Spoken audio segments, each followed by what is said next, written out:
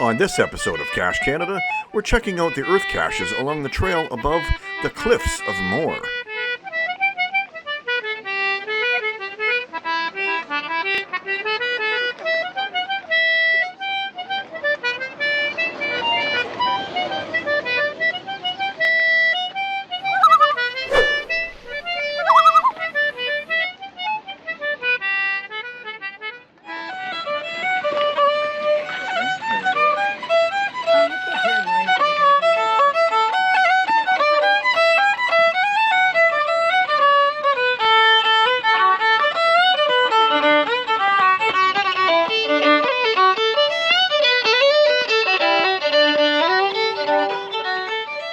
One of the Earthcaches requires us to walk further up, but we're prevented from doing so because the pathway is closed. So what we're going to do is insert a picture into our log and say we can't answer that question. Although, we will take a look at the question that it's asking and see if we can come up with an answer via the internet or other information provided around the area.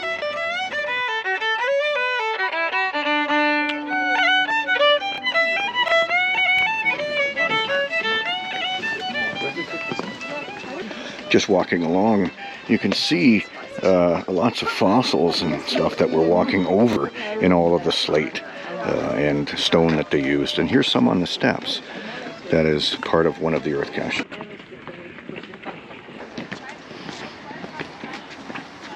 So the one location for the Earthcache asks you, as you're walking up the steps, and you're looking at the two types of coral, and I call them horseshoes and circles, which one is more prominent as you walk to the top of the steps? So that's what we're looking for, the circles and the horseshoes.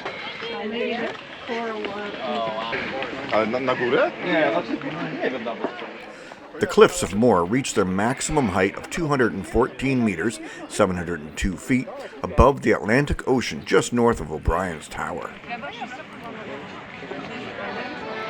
Busking pitches are set aside at the cliffs specifically for local buskers wishing to bring their talent to the cliffs.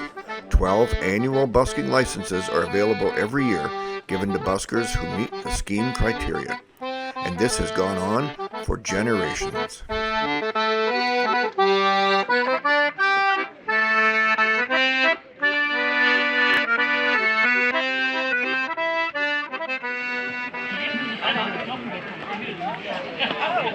O'Brien's Tower was built on the cliffs in 1835 by local landlord and MP Sir Cornelius O'Brien as an observation tower for the English tourists who frequented the cliffs at the time. It is said to have initially served as a tea house or folly.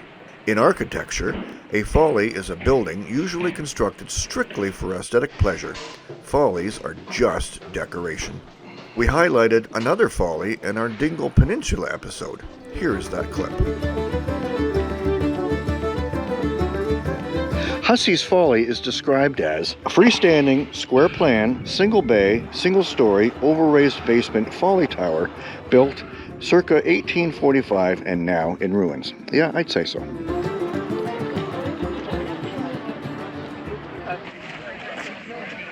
One Earthcache we're looking for, we're having a hard time trying to see it. According to the satellite image and the map that I'm looking at, it looks like it's way out in the water, but it could be just below the point of where the tower is, and we just can't see it for the point. So we're going to continue walking along, and then hopefully we can see around the corner to see the location of the Spike Earthcache.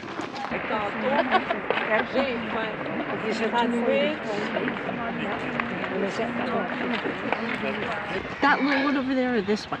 That big one right there. That's what I thought. That's it. Right there. Is that the same one? Yep. No. We can finally locate the needle. We've had to go around the corner to find it, and we're now answering the questions for the Earthcache to give us 6 Earthcaches, a virtual, and 5 locations of an adventure lab.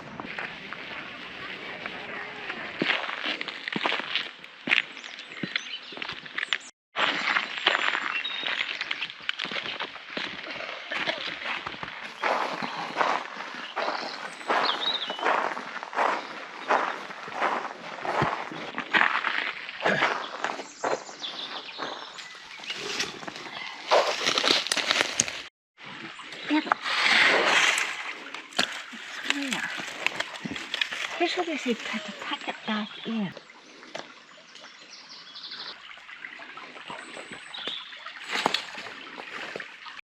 Good job. What was the hint? Black and white or something? The hint was black. Going under the bridge, around the bridge, through the stumps, in the water. And it was right there above on the railing.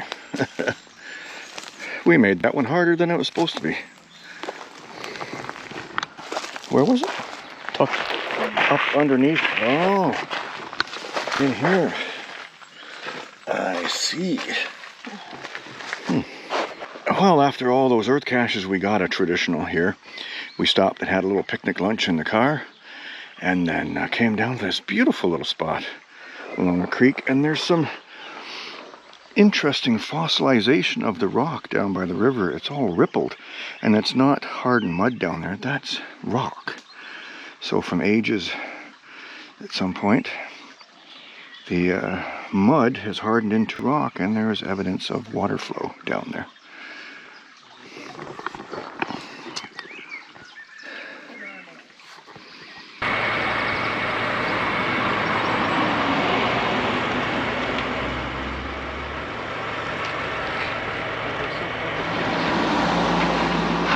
It's been found recently.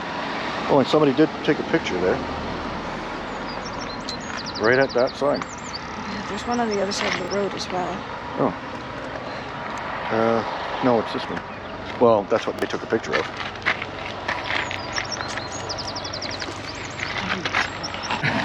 Yeah, it's not there unless it's Oh, somebody's wanting to know what we're doing. right here. We're geocaching. There you go. It's a worldwide scavenger hunt. We just found a geocache. We got it. Okay. Not just a pretty view, Sign our not just a pretty face, it's a geocache. Yeah. And we've been muggled. Geocaching, yeah? Did you know that the Cliffs of Moher have made appearances in some well-known movies?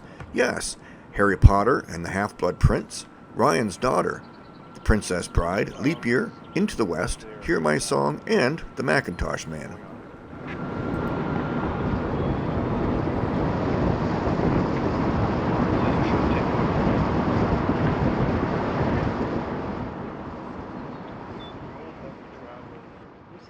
Merry Christmas.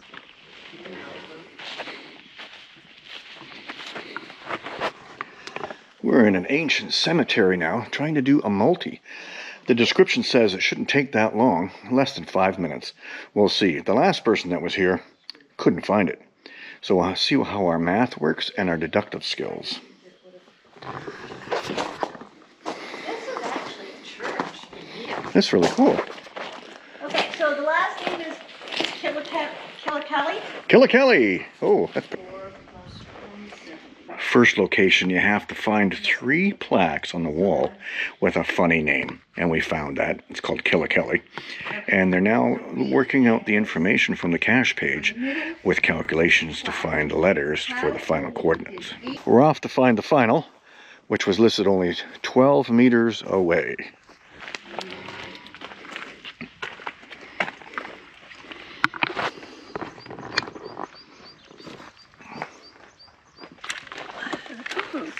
Yep.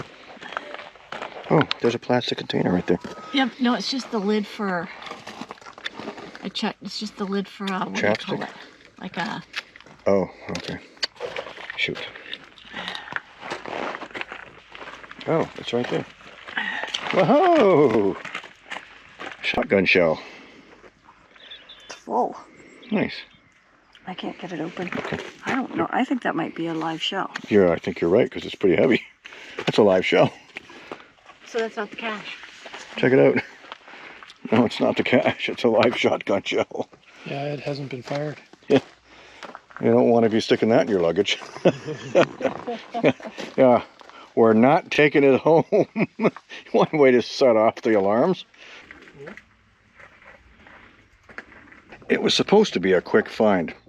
We couldn't come up with it, no matter what we did. We found the cap to a lipstick container or a chapstick container, and we found a live gunshot shell, but couldn't find a geocache container unless it was in with the lead pellets of the gunshot shell. So we'll chalk. So Well, we had a bit of a helping hand here. A kindly gentleman, Jerry there. Let's go look at Jerry. Hello, Jerry. Hi, how you doing? We're doing good. And Jerry just told us a kind of a hint, sort of say, with a little tap of the toe and a tip of the hat, and there we had it. Thank you, sir. No problem. Oh, he was having so much fun watching us, and where are you? And you're in the right spot. Before you knock the place. Yeah, and he said, "Don't go over the wall because there's a boulder." Yeah.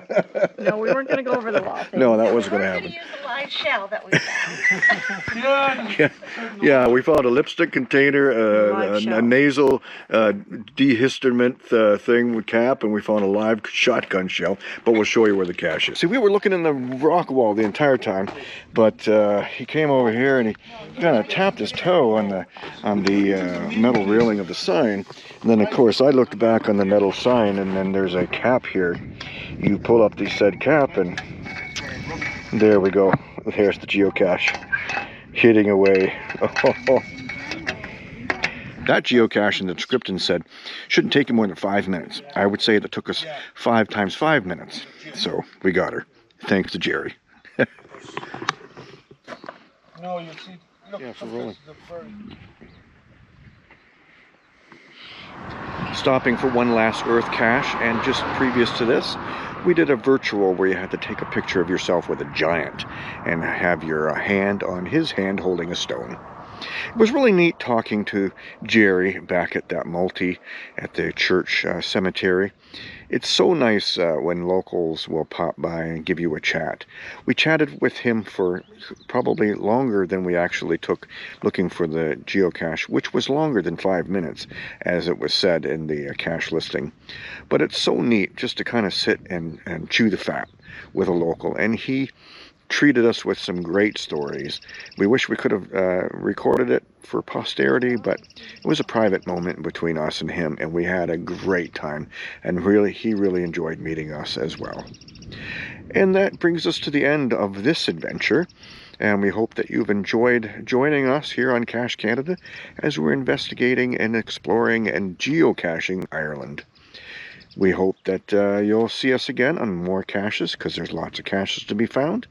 And where will geocaching take you?